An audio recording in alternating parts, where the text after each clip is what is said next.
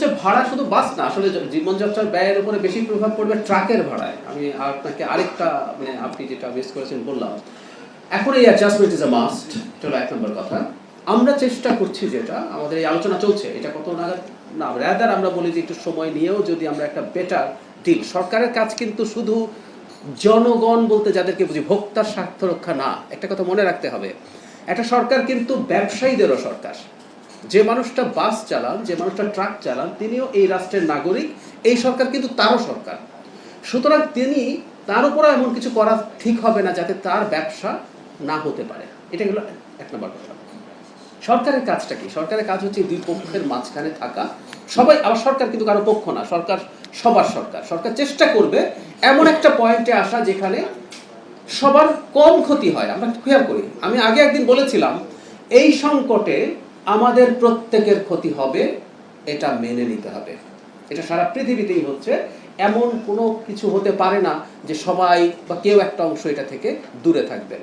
তো সরকারের উদ্দেশ্য থাকবে এভাবে বলা, যেহেতু সংকটটা আছে, যতটা ভাড়া বাড়া উচিত লজিকলি মনে হয় তার চাইতে কিছুটা কম করা, তাতে তারাও কিছুটা ছাড় দিলেন। আবার জনগণের কিছু ভাড়া তো বাড়বেই এবং দ্রব্যমূল্য বাড়বে, এটা বলে রাখা ভালো। কারণ হচ্ছে ট্রান্সপোর্ট বেড়ে যায়, ট্রান্সপোর্টের খরচ বেড়ে যায়। সরকারের কাজ কোনটা? আসলে সরকারের কাজ হচ্ছে মূল্য যৌক্তিকভাবে যতটা বাড়ার কথা, বৃদ্ধিটা যাতে অতটুকু হয়। আমাদের একটা প্রবণতা আছে, যখনই তেলের দাম বাড়ছে, ভাড়া বাড়ছে, দ্রব্যমূল্য ওই অজুহাতে যতটুকু বাড়ার কথা তার চেয়ে অনেক বেশি বাড়ছে। আমরা চেষ্টা করব আসলে এই জিনিসটাকে নিয়ন্ত্রণে রাখার জন্য। জনগণকে আবারও বলছি, কিছুটা কষ্ট করতে হবে, প্রত্যেকটা মানুষ কষ্ট করছে। তবে আমরা যে চেষ্টাটা করে যাব সেটা হচ্ছে সবচেয়ে ভালনারেবল যে মানুষগুলো, সরকার যেটা করতে পারে, কিছু কিছু চাপ কারো জন্য, ওই যে আমি বলে ফেললাম যে কষ্ট হবে সহ্য করে, এটা সহ্য করা সবার জন্য সোজা না। একটা ডিমের দাম যখন 1 টাকা 2 টাকা বেড়ে যায়, কিছু কিছু মানুষের জন্য 2 টাকা ডিমের দাম বৃদ্ধি তার শিশুকে একটার জায়গায় অর্ধেক ডিম দেবো কিনা এই সিদ্ধান্তে নিয়ে যেতে পারে। সো ওই গ্রুপটা বা ওই মানুষগুলোর জন্যই আমরা প্রয়োজনে অন্য কর্মসূচি বাড়াবো।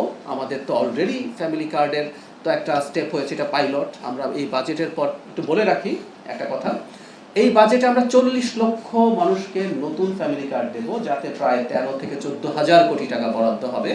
এবং আপনারা কেউ কেউ পত্রিকায় হয়তো দেখেছেন, এই বরাদ্দ রাখার জন্য IMF এর সাথে সম্ভবত আমাদের নেগোসিয়েশনে কিছু ইস্যুস তৈরি হয়েছে। কিন্তু সরকার জনগণের সবচেয়ে ভালনারেবল, সবচেয়ে দরিদ্র জনগণের পাশে থাকার জন্য এই সিদ্ধান্তে কিন্তু অটল থাকবে।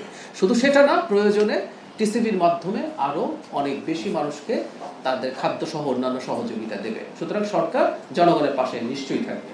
2-3 দিন পরে না, মনে হয় 10-12 দিন পরে। এটা গত ব্রিফিং এর আগের ব্রিফিং এ এটা কথা হয়েছে। আচ্ছা গত ব্রিফিং এ, তাহলে 1 সপ্তাহ। আচ্ছা, ব্যাপারটা হচ্ছে এটা সরকারি সিদ্ধান্ত ছিল, আমার কাজ হচ্ছে সরকারি সিদ্ধান্তটা সামনে আসা। আরেকটা ব্যাপার জরুরি, সরকার কি আসলে এটা পারে টু সে যে এপ্রিলে হবে না, মে মাসের 1 তারিখ থেকে বাড়বে? আপনারা খুব ভালো মতো জানেন জ্বালানির দাম আসলে এভাবেই বৃদ্ধি করতে হয়। কারণ আপনি যখন কোনো একটা দিনের কথা সামনে রাখেন, এটা খুব স্পন্টেনিয়াস, খুব সাডেন একটা ডিসিশনই হতে হয়। তো ধরুন এপ্রিলে বাড়লো না, মেতেও প্রাথমিকভাবে একটা সিদ্ধান্ত জানানো হলো, কিন্তু মেতেও যদি বাড়তো এভাবে সাডেনলি হতো। ব্যাপারটা এইরকম, ব্যাপারটা প্রসেস এরকম। আর আমি আসলে আগেরবার যেটা করেছি, আমি সরকারের সিদ্ধান্তটা আপনাদেরকে জানিয়েছি। আর ডিজেলের দাম নিয়ে যেটা বলছেন আপনি, আগের বৃদ্ধির পর কতটুকু বেড়েছিল, এগুলো সব বাংলাদেশে কমন প্রবণতা। দাম কমলেও আসলে আর কমানো হয় না, এই প্রবণতা আসলে সত্যিকার অর্থেই আছে। কিন্তু সরকার যখন বসবে সেটা বিবেচনায় নেবে। একই সাথে এই সময় কিন্তু ইনফ্লেশন হয়েছে, যারা এই পরিবহনগুলো চালান তাদেরও পক্ষে যুক্তি আছে। আমি আবারও বলছি, একটা গণতান্ত্রিক সরকার, জনগণের সরকার, এটা সবার সরকার। তারা চেষ্টা করবে সব পক্ষের যতটা সম্ভব স্বার্থ নিশ্চিত করতে। এর মধ্যে এটাও আমরা মানি, যিনি পরিবহন মালিক আছেন তার অর্থনৈতিক সামর্থ্য বেটার আছে। সো আমরা চেষ্টা করব ভোক্তাদের স্বার্থটাও যাতে একই সাথে ভালোভাবে রাখা যায়। একটা সময় যখন জনগণের ভোট প্রয়োজন ছিল না, তখন এই ধরনের শক্তিশালী মানুষ যারা আছেন তাদের কথাতেই সব হতো। একটা জনগণের সরকার, নির্বাচিত সরকার নিশ্চয়ই সব পক্ষের স্বার্থ রক্ষা করার চেষ্টা